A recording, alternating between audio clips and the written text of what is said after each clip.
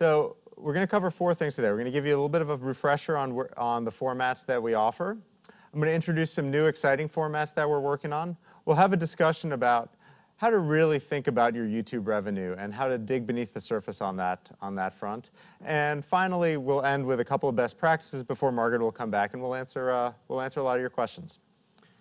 So I want to go through our formats in a little bit of a history lesson, if you will. About 3 years ago, we started down the path of monetization on YouTube, and we launched our in-video overlay and companion ads. So these were ads that fit over the bottom 20% of your video or over to the side of the page in a 300 by 250 unit. As we rolled this out, this was a format that users were comfortable with. It didn't get in the way of content. It was sort of our first step on this path towards monetization. And we sold these on a reservation basis, which basically means we went to the largest advertisers and we said, you guys can buy up a chunk of this inventory and you'll be guaranteed to serve on it. So those types of ads traditionally serve at what we call a higher CPM, so a higher rate. As these formats took off, we then thought, well, how do we open these up to more advertisers? And this is when we rolled out our AdSense ads. So you may have seen them as AFV overlays. These are very similar formats in terms of how they look on your videos to the overlay and companion that we talked about, but they come from a very different advertiser base. So with AdSense ads, we open up YouTube inventory to all AdWords advertisers. So we are now selling ads not just to the world's largest advertisers, but down to the smallest advertisers, very similar to the way Google might sell ads on Google search pages. So these were very similar formats, and as we went out to a broader pool of advertisers, you start to see a wider range of CPMs. So we started selling to smaller advertisers, but that had the advantage of ensuring that we had ads to show on every view that you were allowing us to show ads on. After we rolled those out, we started to get a little bit more aggressive with our monetization, and about 1.5 years to almost 2 years ago, we rolled out in-stream ads.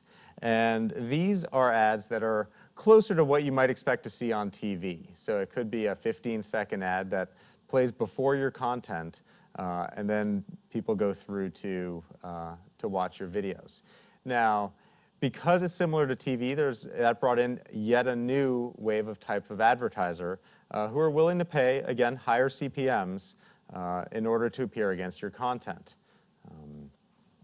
And we learned something from the first wave of formats, and we enabled this both on a reservation basis as well as on an auction basis through AdSense. So now we've rolled out in-stream ads to a wide variety of advertisers and gave you, our partners, the choice of which formats you wanted.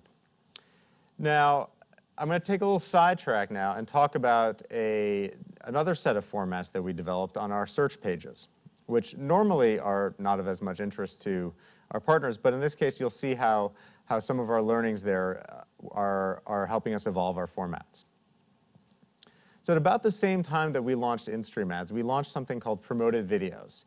And these are ads that are similar to search ads on Google.com, but they're search ads on YouTube.com, where partners or advertisers who have videos who want to drive more views are able to bid on keywords to have their ads show up against certain queries. You can see here in the slides the couple of videos up at the top and on the right are actually promoted videos. These are advertisers who are bidding to have their videos be shown to our users. Now, we learned two very interesting things here. The first is that advertisers can produce ads that compete with content. So take a moment to think about that, because that's actually a very, very powerful statement. We normally think of ads as possibly annoying or the price you pay to gain access to content. But we found that that's actually not the case. If you do a search for commercials on YouTube, you'll see dozens of ads that have gotten over 1 million views. So there are ads out there that people want to watch. Think about things like the Super Bowl, which is coming up. How many people actually sit there to watch the Super Bowl in order to watch the ads to be able to talk about them the next day? Or when you go to the movies, you might sit there and choose to get there on time so you can watch a movie trailer because you're going to learn about other movies that you want to see. So what we saw when we rolled out promoted videos was not only that that was limited to the Super Bowl advertisers and movie trailers, but that you, the YouTube community, was actually capable of producing very compelling video ads that people wanted to watch, that were entertaining, relevant, and engaging.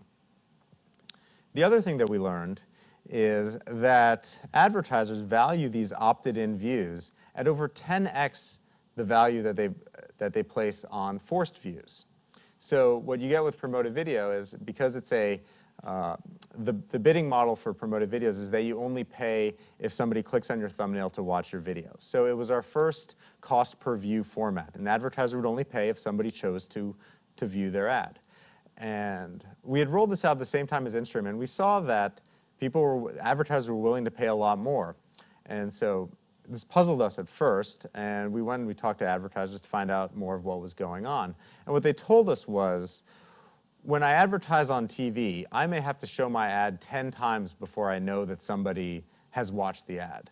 With something like promoted videos and cost per view, I'm only paying for that opted-in engaged audience, so I don't have any waste in my buy. So we thought, okay, these are two really, really powerful insights that we learned on search. But most people don't come to YouTube just to search for video. They come to YouTube to watch video. And so we thought, how do we bring these learnings to our partner monetization program? And we recently launched about 3 or 4 months ago. You may have heard about the launch of our TrueView InStream format. So what if every video ad looked like this? Here's an example of a pre-roll. But you'll see something very interesting, and that's at the top, there's a little button that says, skip this ad now. So imagine that you, as a user, you're coming to a YouTube video, you're going to sit down, and a pre-roll starts. And then 5 seconds into it, you see the skip this ad now button. Now, if it's an interesting or relevant or engaging ad, because remember, there are ads out there that compete with content, then you might choose to watch it. And if it's not interesting or relevant or engaging to you, you would skip the ad and be able to go straight through to your show. So this is taking that idea of a cost per view ad and bringing it to the video watching experience. So we rolled this out a few months ago in some experiments and some betas, and we've seen some really interesting, great advertiser success out of this and are now rolling this out far more aggressively. So actually over the next couple of days, you should be seeing in a lot of your accounts the option to opt into TrueView advertising. And for those of you who are already opted into InStream, because this is a less interruptive format, we'll automatically be opting you in. So before we move on, I want to just stop and pause on a couple of key TrueView lessons here, because this is it's a very new direction for us, and it can sometimes cause a little bit of confusion with our partners. So the key things I'd like you to take away from this are, first, remember that TrueView competes with other ad formats so that these ads always represent incremental revenue. I get a lot of people who come up to me who are afraid, wait, you're going to let somebody skip my ad? Then I'm never going to get paid. And that's not actually how it works. The way it works is we're building up systems that predict who will want to view which ads. And so we built up a system that will reward good ads so that we only serve those against your content.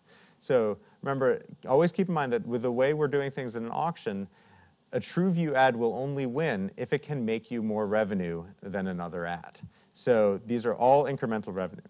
The other thing to keep in mind is that these ads are less interruptive than InStream ads. So whereas in normal pre-roll, you have to sit there through the full 15 seconds, and that can sometimes drive people away from your content, depending on what they're expecting. With TrueView, 5 seconds in, they can just skip the ad if it's not relevant. So you will find that there actually is far less of an audience impact with TrueView than with InStream. So finally, if you've shied away from standard InStream ads, if you haven't been using pre-rolls on your content because you're worried about the impact it might have on your users and your viewers, then you should really think about trying TrueView ads, because it allows you to bring in some of that revenue without the same risk that you have to your audience.